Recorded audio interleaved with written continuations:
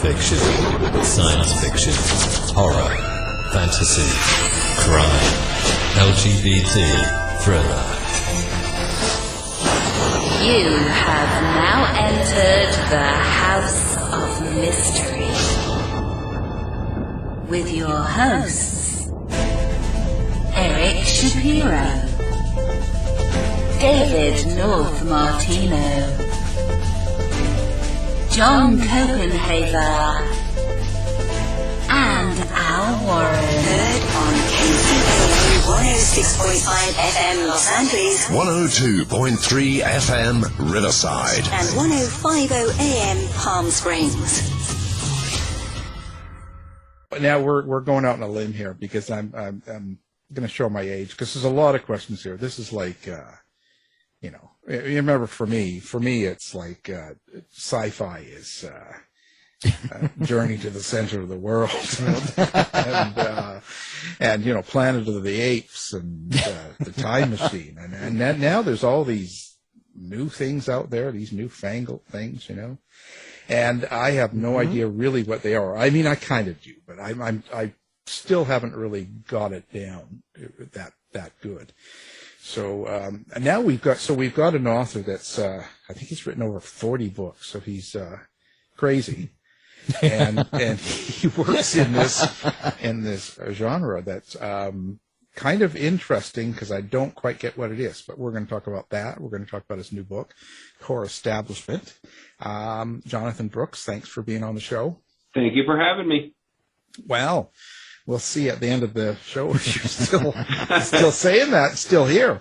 Listen, so Jonathan, you write in this area that I used to feel like I was comfortable with. I used to think I understood it, but now there's so many different types of, let's say, science fiction and now fantasy sci-fi and all this, and you're even in a different one from that. Yes. Kind of. Yes. So maybe explain to us old-timers what exactly this is, like as compared to just basic science fiction. Yeah, absolutely. So Lit RPG, it stands for literary role-playing game, and game lit are two of the genres that are kind of emerging from a more of a high-tech background. So video games and like tabletop games, even card games, those are being applied to fantasy and science fiction stories. So you take, a basic fantasy story and you can add elements to it that apply statistics to the development of the characters. So instead of just saying, I'm a mage and I worked really hard and I studied and now I can cast a spell, it's, I'm a mage, I killed a whole bunch of monsters, I gained experience, I leveled up, I'm now level 10, and this level 10 fireball is so much better than my level 1 fireball. So it's pretty much adding statistics and numbers to the development of the characters, and also applying usually a game-like world to the environment. So it's not just, I'm in a fantasy land, I'm in a fantasy land that has like status screens or menus that you can look at, or you just inherently know that you are only level 1 or I'm level 100. And so, you can really apply those kind of that information to both your own development and the other people in the world. Now, when you do it, I guess what I'm trying to ask is, are you playing a game as you're writing this, or are the readers kind of playing a game? And is it a game? And do you use dice and other things as you're going through an adventure like this? You when you're writing it, some people do use dice to give it a more organic feel instead of having it feel artificial. You don't necessarily have to as a writer. I don't. I make up my own mechanics and stuff like that. But the readers, they're almost like they're watching someone play a game. That's what it's kind of like. So if you've ever watched, like people doing stuff on YouTube, that's almost what it's like. If you've ever watched people, even sports on YouTube, it almost feels like you're part of the game when you're reading these stories. So it's a game in written form, basically. Yeah, pretty much. So yeah, it's if you're even just take any, well, I could say like Lord of the Rings or something like that, if you were to give it some stats and, some development to the characters, that's pretty much what it is. So it's not necessarily, has to be a game so much as, a development that has statistics and, you can visually see usually. Sometimes there's stat tables, sometimes they're just notifications saying, congratulations, you leveled up, you improved your strength by 1, or you've unlocked a new spell or ability, that kind of thing. Wow. I need a drink. So let me try to figure this out. So you are writing this book. Uh-huh. And you are writing about the game that you've put yourself into. Pretty much, yeah. You can. All of what I develop in my stories, I make the whole game mechanics too. They may be similar to some like D&D or other video games that are like role playing games, but they're all kind of the game world that I develop, and I have my characters live in that world. And all of these things, they don't always know that or usually they don't know it's an actual like game. So that's just their world. So like if you woke up tomorrow and you had a status screen just pop up in front of your eyes saying, oh, you're level 5 or you're level 40 or whatever. That's kind of it's their world. So not necessarily has to be a game. It just has game-like elements that are applied to it. Wow. Well, if I wake up and see a screen, I'm calling the doctor. How do you come up with this? Like, how did you? Because I'm imagining that what you're doing is completing a whole. You're making a fantasy world. Yes. And characters in it. And so where does that world come from in your mind? Do you kind of know how that process works? Yeah, I basically start with an idea, and then with that idea, like just kind of a unique system or mechanics to the system, and I apply that and I build the world from there to see, because those mechanics in the system has to work with the world.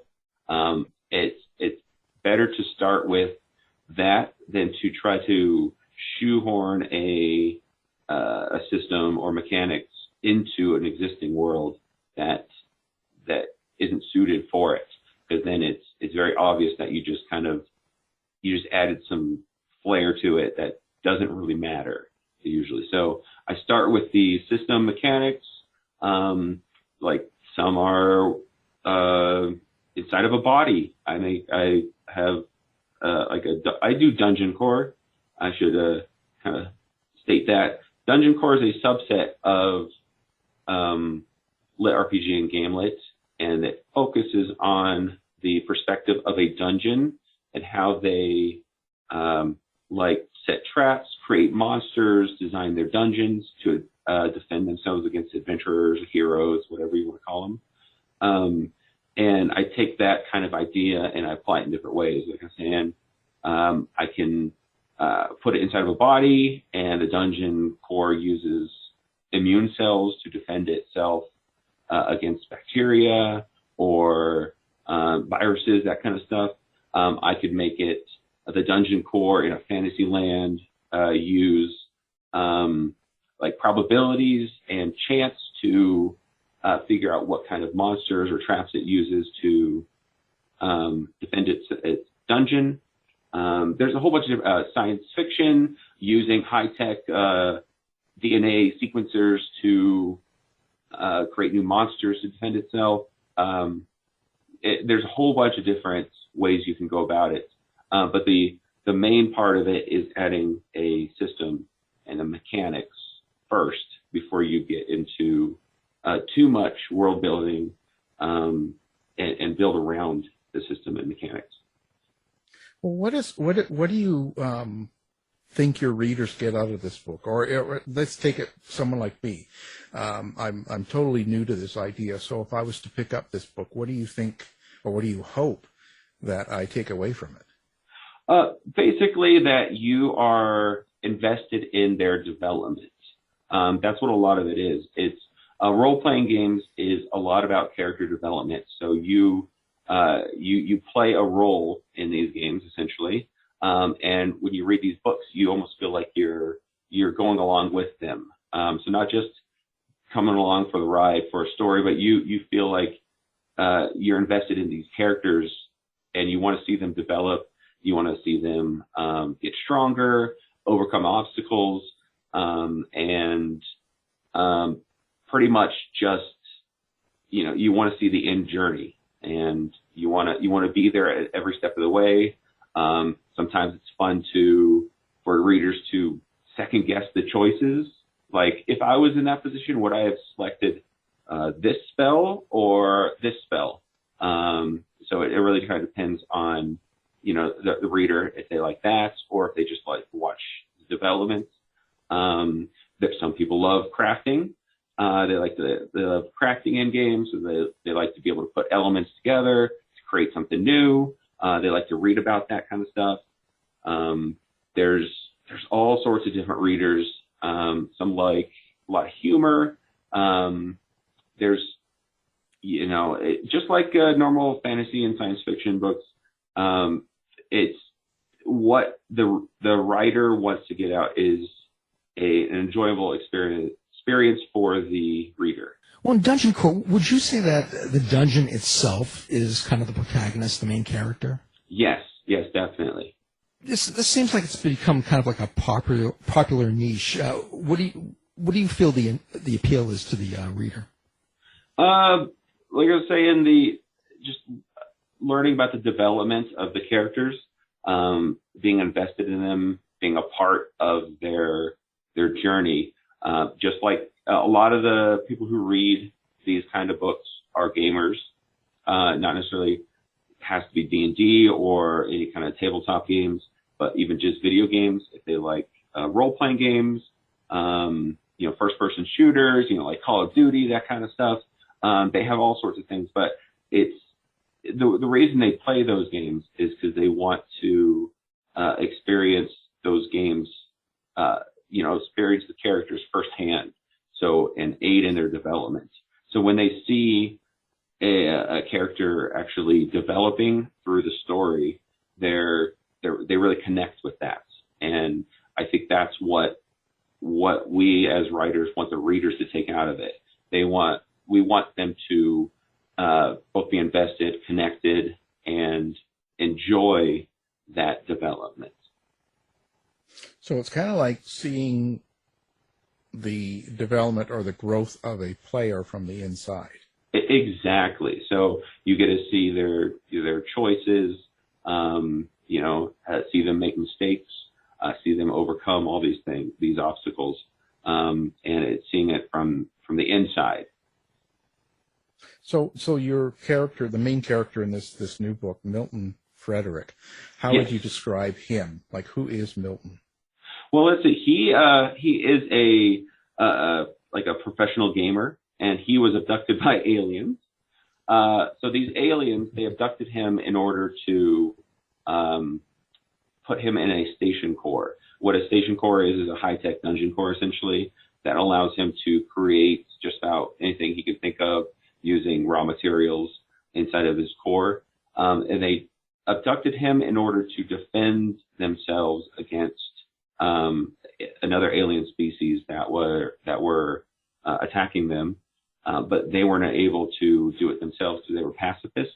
They were able to defend themselves passively, but they needed some help from humans, essentially, in a station core. So that's why they abducted him. And he's kind of naive sometimes, but he learned to live with his new experience because his body was basically destroyed. His consciousness was implanted into the station core. So he's he's learned to develop through a lot of different trials. This is actually a continuation of my Station Corps series, and this is starting to combine a lot of my other series together and kind of cross over different genres, because Station Corps is mainly sci-fi. It's got fantasy elements in it, but it's at its core, it's sci-fi. But I'm crossing over with some fantasy elements. So we've got high-tech particle accelerators and DNA, sequenced monsters, and then I'm going to combine it with magic and mana and fantastical creatures like that.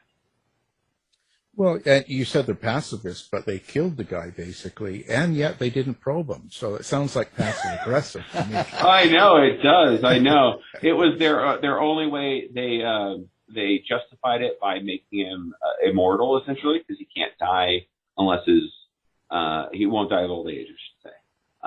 So his consciousness is still there. So he's technically still there. So that's how they justified it in their pacifistic nature. But he no longer has a body, so he didn't get one last probe before going. Nope. It's no fun. I know. So where did this come from for you? And I mean this, is this something you've always wanted to do, or kind of like, is this something you've been doing since you were a kid, or like how did it develop into what you do now? Well, I have, before I started writing in 2017. I had never written anything other than research papers for school, but I read a lot, like a ton.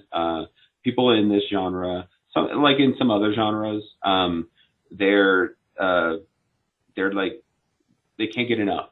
They can't get enough of these kinds of books. So just like that, I read a book a day, sometimes a book and a half a day. So every week I was going through 8, 9, 10 books, just going one after another. And eventually I stumbled upon Lit RPG in 2016, 2017, and then Dungeon Core, which really appealed to me. But there weren't that many books out there. And in 2017, I really wanted to read a book about a video game and characters in there with Dungeon Cores. And there wasn't anything out there with that idea. And that's what I wanted to read, because I thought that would be a cool idea. And there wasn't anything. I decided to write it myself. No prior experience in creative writing. I had a lot of experience in English class in college and stuff like that, with grammar and all that stuff, but I never actually creatively wrote before. So when I first did that, it was tough to get started, but I got through my first book and published it on Amazon just for fun, just to see what would happen. And people really liked it, and I started selling it and decided to keep writing. And at the end of 2018, I went full time, because it was making enough to pay for bills. So I decided to just go full time. Well, I'm wondering, when you're writing these, and you're using statistics and maybe dice rolls and stuff to create the story, I'm just wondering if you're ever tempted to go beyond the statistics. And the reason I ask that is back when I used to play Dungeons and Dragons with my brother, at times I'd be the dungeon master, and I'd also do some player characters as well, because it was only the two of us. Yeah. And so, I really like these characters. And so sometimes I'd bend the rules a little bit, so my own rules and stuff, to keep the characters going, or to keep the story evolving, or to keep them from dying. I just wonder if you've ever been tempted to do anything like that while you're writing these stories. Yes, definitely. There's a couple times where you can get those elements into the story to keep them alive, but in this genre, if you do it too much, people will notice, and they will call you out. And even bending some of the rules as far as your mechanics and stuff like that, they will do the math for you. They were like, you got this wrong. That's 5,000, not 4,000. So they will call you out. They'll message you. They'll email you. Be like, you got this wrong. You need to fix it for your other readers. So yeah, that's part of that's both an appeal as a reader and an appeal as a writer, because you want to make sure it's right. So a lot of research goes into our stories, because it's not just making up these systems in the world and stuff like that, but you want to make sure you're as correct as possible. So editing and fact checking and the math. There's a lot of math involved in a lot of these, behind the scenes at least, so that you're correct. Wow, whole different idea for me of role playing, but yeah. Well, do you actually get inside it yourself? Like when you're going through a book, do you actually role play or become any of the characters? I kind of put myself in the position of usually the dungeon core, so I can understand what choices they should make, and because they're all about like developing their dungeon. So they are making the story essentially, because you also have the viewpoints of like adventurers or heroes going through. So they are actually developing their story within the story. So I follow them along, because normally in fantasy, they have to, they go on a journey and they fight monsters or whatever, they may go through a dungeon. But when you're thinking about the dungeon core, you need to think about essentially the other side. You got to think about what the bad guy would do essentially. Even though a lot of the dungeon cores, they could go either way. They could be bad. That could be just what they naturally are. But you got to really think about the other side of adventuring, journeys, and that kind of stuff.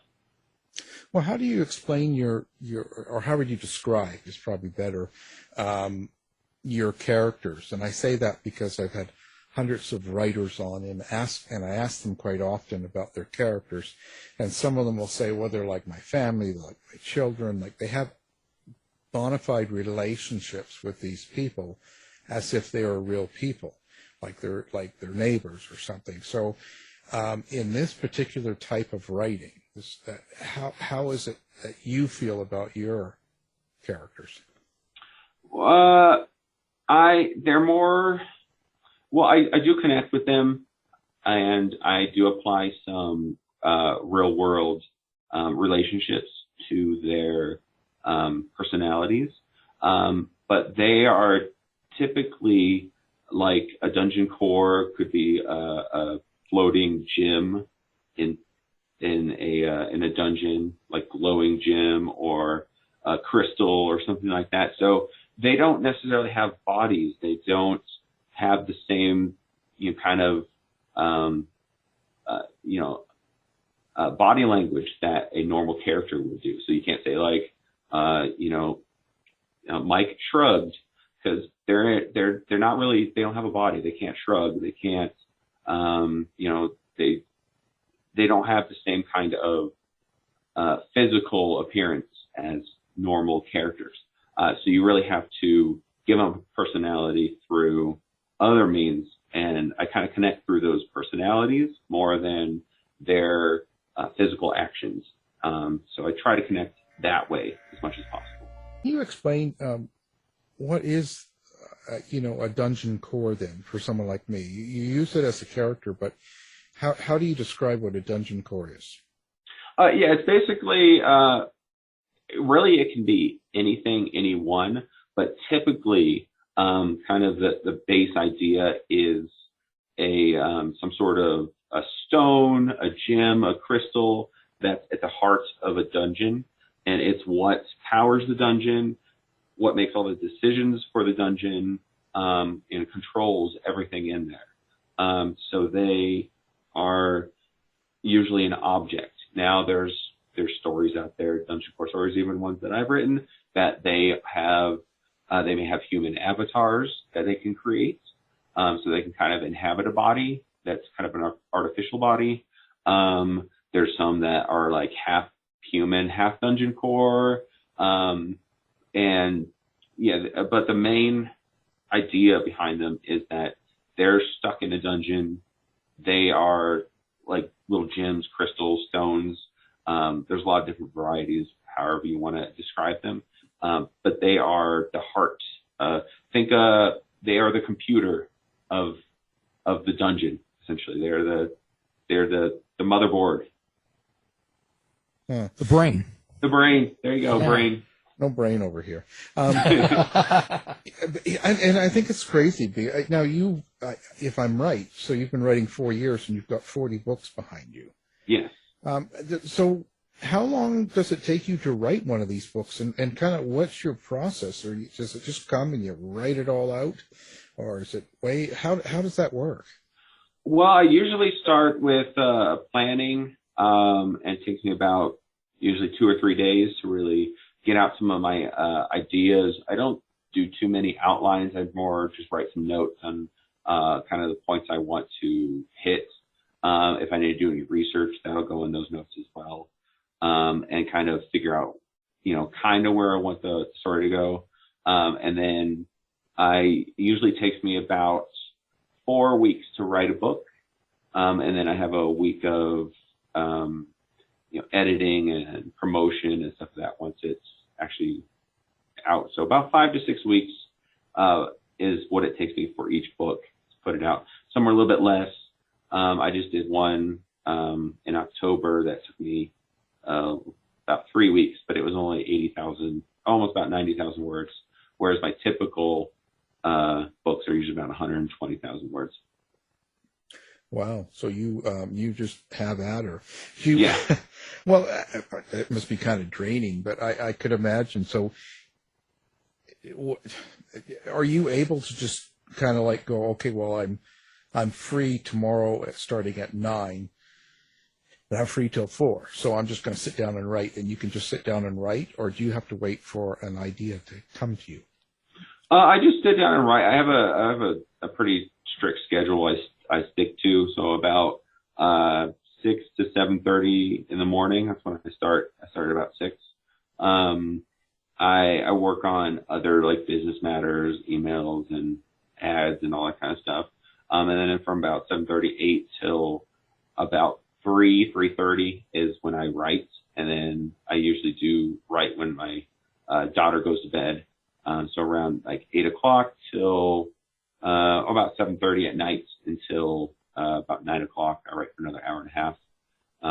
So I write quite a bit each day, like 8 to 9 hours, Monday through Friday, and then also usually work 4 or 5 hours on a Sunday, unless I'm doing something. But I try to keep on schedule there.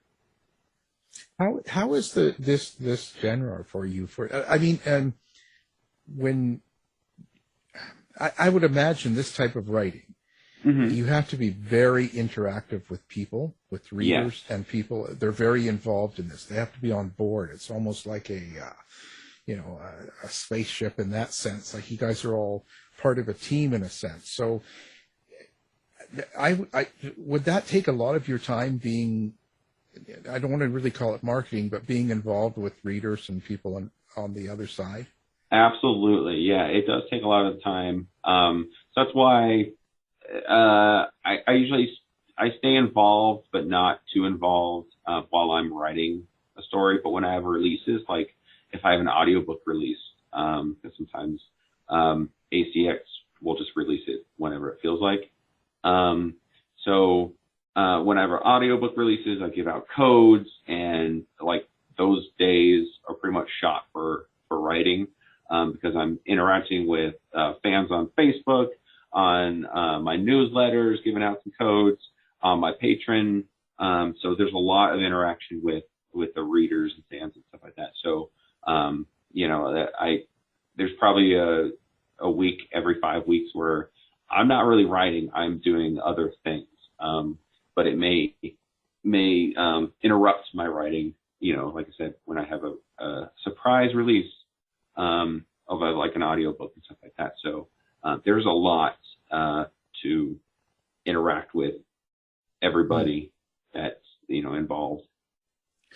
How are you with reviewers then? Like with this modern day of publishing, like you kind of alluded to earlier, that someone can just get a hold of you pretty easily nowadays. Like they Yes. find you, get you a message or email or something. Mm-hmm. So do you ever find it that you get people that maybe not like what you do, or there's some sort of negative interactions with this modern world? Oh yeah, absolutely. There are people that hate my books. There are people that love my books. That like just about any books out there. There are people that hate some of the most popular books out there. So I think everybody's got it. But yeah, I've got emails. I've got messages on Facebook. You just kind of roll with it. It's tough at first as a new writer to roll with it, to shrug it off. But also if they have legitimate complaints, try to fix those. Like if it's something I can fix, like I said, if how I was saying, they'll point out things that are wrong in your books. So if I can fix it, I will.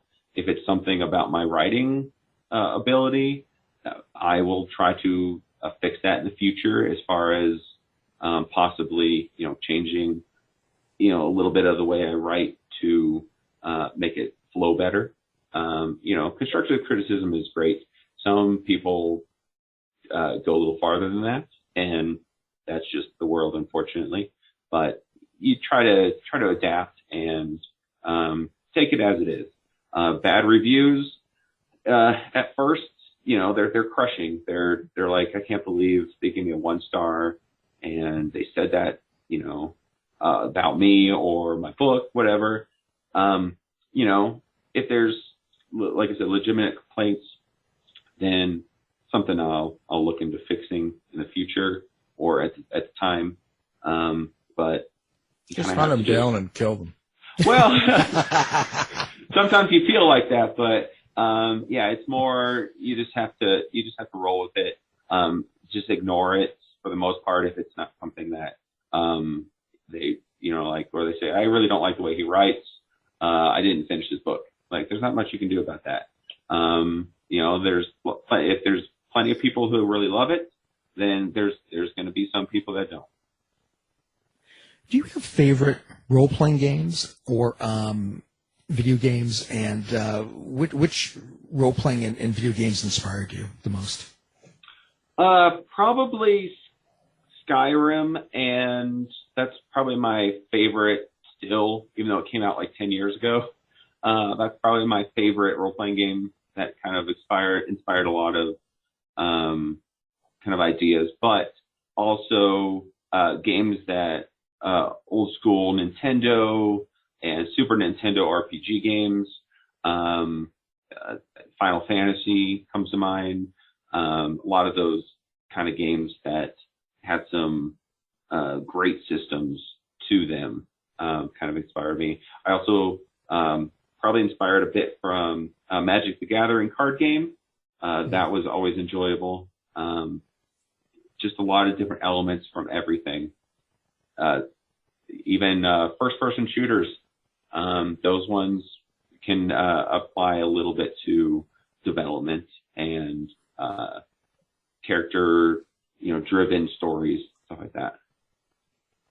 And I see that this it's under a category about teen and young adult space operas. So first of all, I guess it's this is a book that anybody at pretty much any age can read.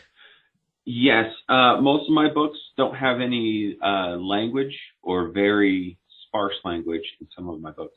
My Station Course series, the first 2 books, there's a little bit of language, mainly from one character that has a potty mouth. But I don't have any sexual content. I don't have any like I said, most of my books don't have very much language, like foul language to, for kids to read. There's violence.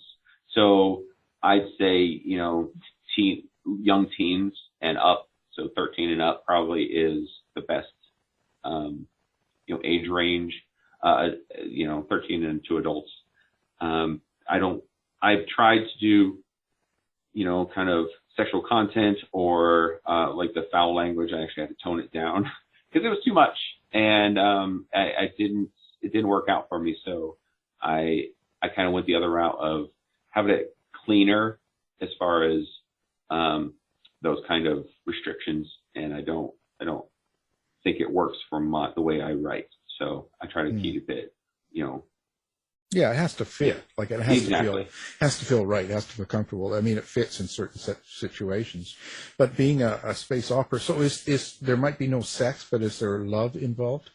Yes, there's some relationships forming, especially in this book, between some two different cores. So Milton and a different core that he meets along the way. So yeah, there's relationships, but I don't have any actual sex and those kind of things in my books anymore. Well, that could be a special edition. Oh yes, yeah, absolutely. I mean, you got the no probing, and the planet's called Proctus. I mean, yes, yeah, I know. that sounds like something I'd write. Come on. Yeah, I know you could make an argument for that, but yeah, I don't really have any actual explicit content. Yeah, well, it's probably not the main theme, right? It's not. It's not what you're trying to get across, and there's no advantage to it. So yes, it'd be just gratuitous and attracting people that wouldn't probably like the rest of the book. Exactly, it'd be out of place. Yeah, splits the audience, so to speak. When you get in, so when you're planning to write something like this, and I see this like these series you've got, like the Station Course series, right? This is a continuation. Yeah. So in your mind, when you write the very first book in a series, do you have it mapped out to go 10 or 12 books? Do you have sort of an idea of it going quite a long ways, or are you doing it just as a one-off and then it just happens that you want to continue it then at the time? Well, I know that it's going to be a series, but I don't usually know how many it's going to be. I usually have my starting point, and then I have an end point where I want it to get to. But I don't know if it's going to be 3, 4, 5, 6 books. I usually try not to go past that. Series fatigue, can be a killer in this genre. So there are some books that can go 10, 15 books, but, typically anything longer than, 6, 8 books is, they're either really, really popular, or there's something special about them. Like they could be a lot shorter than normal books in this genre. So I try not to go past about 5 or 6. So where do you see yourself going with this now that it's kind of caught on and you're making enough to pay the water bill? Where do you think where do you want to see it go? Well, I'd like to see more development in the Dungeon Core community. There's the Lit RPG and Game Lit community it's getting fairly large, which is awesome. There are more Dungeon Core authors out there than there used to be, but I want to keep seeing it expand, improve, and I love reading Dungeon Core still. So I want other people to write it so I can read it, essentially. So I also want to expand more into strictly Lit RPG books instead of some Dungeon Core. That'll probably be in the future. I have one series that is Lit RPG only, not Dungeon Core, and I enjoyed writing it. That I wrote a couple years ago, and I want to get back to that probably as well, in addition to Dungeon Core that I'm writing. So, anybody that kind of influences your writing? I'd probably say some of the forerunners in the Dungeon Core genre. Dakota Crouch Jeffrey Falcon Loeb. Those are my two favorite. They did the Divine Dungeon and Slime Dungeon series, and I really enjoyed those. And that's kind of what got me into it. So I take a lot of cues from their writing, and some of the same tropes that they use. Like they have a dungeon fairy or dungeon pixie, something that acts as a guide for new dungeon cores. The way that they develop their dungeons is something that I played around with, but use the same kind of ideas that they kind of came up with at the start of this genre, because it's not a very, very big genre. 2016, I believe, is when some of the first books like this came out. Lit RPG is a little bit older. It came out in Russia first. And it started in like 2011, 2012, somewhere around there. So the whole, lit RPG, game lit, community is fairly new. So unlike most genres, it's only been around for, less than 10 years, really. So it's communist. Well, that's kind of where they started, but we've adapted it for. So. Well, that's a good thing. Yeah. Anybody you'd like to work with? I'd love to work with probably Dakota Crowd at some point. I actually worked with Jeffrey Falcon Loeb to do my bio dungeon, one about the core instead of a body. So that was kind of a dream come true. Being able to work with one of the people who got me into the genre to write. So Dakota Crowd, James Hunter. He does urban fantasy. He used to do a lot of urban fantasy, but now he does a lot of, I think he still does, but he does a lot of game lit and lit RPG now too. What do you think, from your perspective, now that you've written 40 books and you've been involved in this scene for a while, when you pick up a book in this same type of writing, what do you consider a good one? Like, and I don't mean you don't have to name places, but I mean, like, when you read it, what about it makes it good? Like, what is it that you look for in a good book in this area? I like detail. So I like details about how the dungeons are constructed, about how they develop their traps and monsters and any other elements to their dungeon. There are some they're great stories. I don't enjoy them as much if they just say, the dungeon core just built these 4 rooms and filled them with traps, and they don't explain that. So I like a lot of detail. The rest of the story might be great if it doesn't have that detail. But I like to dig in. I like to learn about their decisions and how they use their mana, their power, whatever you want to call it, to actually affect those changes in their dungeons. I like to see their thought processes and why they created all of these different elements to their dungeon, instead of just a page or two of I created this room, filled it with these monsters that I just happen to have access to, instead of actually starting from the beginning and going through each step. Sometimes it can get a little detailed, and I actually like that. Some people don't, but like in my books, I detail a lot of that kind of stuff. So it's what I like to read, and some of the like I said, the forerunners in the genre had those kind of details, and I loved it, and that's why I got into it myself.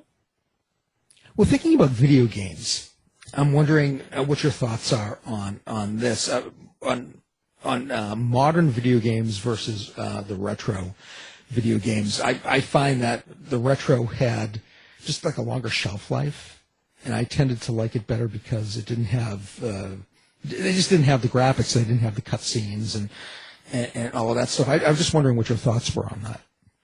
Well, so modern versus retro games, I grew up playing them a lot. So the things about those were you usually didn't have a lot of choice So a lot of those times, eventually they'd come out with more games, but you usually sat with the game for hours and hours and hours trying to perfect it or, do better and stuff like that.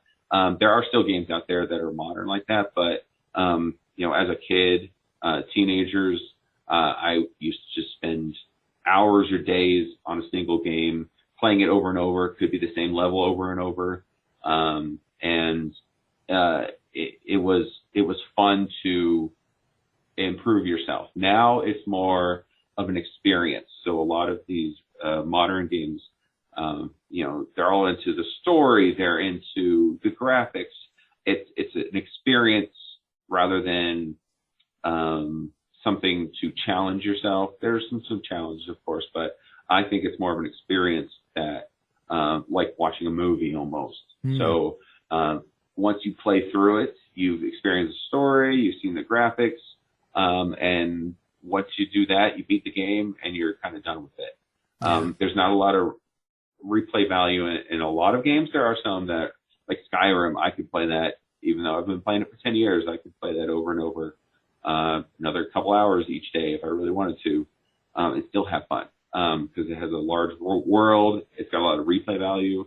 But some games, they're awesome for the 20, 30 hours it takes for you to get through them. But it may not have the same replayability to go through it again. And that's kind of what I think is missing in some games in the modern age compared to the retro games. Wow. So now, how do you like people to get a hold of you? What's your favorite way of communicating with readers and fans? Facebook probably is my best way. So either like personally, my page or I have Dungeon Core by Jonathan Brooks page. So that's probably the best way. Emails. Do you have a website or? I don't have a website. I just have a patron, and then I just have my author page on Amazon. Okay. We'll make sure we link that up with our site. Awesome. Listeners can find you and stuff like that. And Tinder, Grindr, anything like that? No, unfortunately, no. Well, I mean, gotta stay up on these things. Yes. I gotta make sure. I mean, this is you got a dungeon and everything there. So that's true. You never know what's going on here. I want to find out. Well, how was the last couple years for you? I mean, this is kind of a different type of writing. So did just like the COVID and all this unrest in the States and all this stuff going on, does it sort of affect you in your writing? It didn't really affect me too much. You saw like sales fluctuate, like when it first started, the pandemic, then sales were actually kind of high because people were staying home, they were going to read, and then it's fluctuated from there. But as far as personally, I don't have to, not never, but I don't have to go out to work, so I could work from home, so that didn't really matter too much to me. A lot less visiting with other people, going out to stores for a while, but after the vaccines, I feel more comfortable going out. Yeah. Well, I've got a great idea for you. When you do your next book, these people that say something bad about your writing or about you, you can always just take them and kill them in your book. That is true. Right. Well, I do that. I have in my Patreon on one of my tier levels, I can have them put in my books if they want. And one just recently wanted this lady wanted her and her boyfriend in my Spirit Core book, which is essentially it's a book about a reincarnated serial killer brought back from hell to haunt houses and kill them using their fear against them.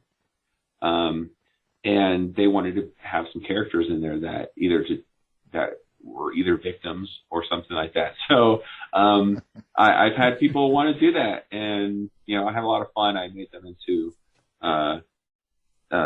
actually serial killers themselves. Wow, there you go. You just never know, you know. Yeah. But you should be happy. You know, you look at you. You've done really well. You've, 4 years ago or so, you just went into a whole new area that hadn't really been explored that deeply at the time. You just jumped in and did it. So you know, anybody says bad stuff, you just tell them to come to me. I'll take care of them. I get swore at almost every day. So Okay. I'll just throw it on there, you know. And I got a really good idea for your next book. How about, role playing in a game? How about strip poker? I know about this one. Oh my! Well, you got the dungeons, you got the probing, you got all this stuff going on. We just throw some whips in there and maybe a rack. Oh, there are some dungeon cores that have harem elements. Harem is a very big part of the genre in some of the RPG and dungeon cores. So there's I think I've probably read something similar to that in one book or another. Wow! Wow! There you go, Al. See, there's all sorts of things you find out in this show. Yes. Don't get this anywhere else. Well, it's been really good having you, and I'm glad you're doing well, and hopefully it continues. Oh, thank you. Yes. Now the new book, of course, is called Core Establishment, and it's by our guest, the author, Jonathan Brooks. Thank you for being on the show. Thank you. Thank you for having me. Thanks, Jonathan. Tired of wasting time trying to decide what to watch on your streaming service? Go to our website and look for the Martino movie reviews. To find out more about our show, guests, or to listen to past shows from our archive, please go to www.houseofmysteryradio.com. Show's over for now. Was it as good for you as it was for me? Well, good night. This has been a production of Something Weird Media. I'll be back.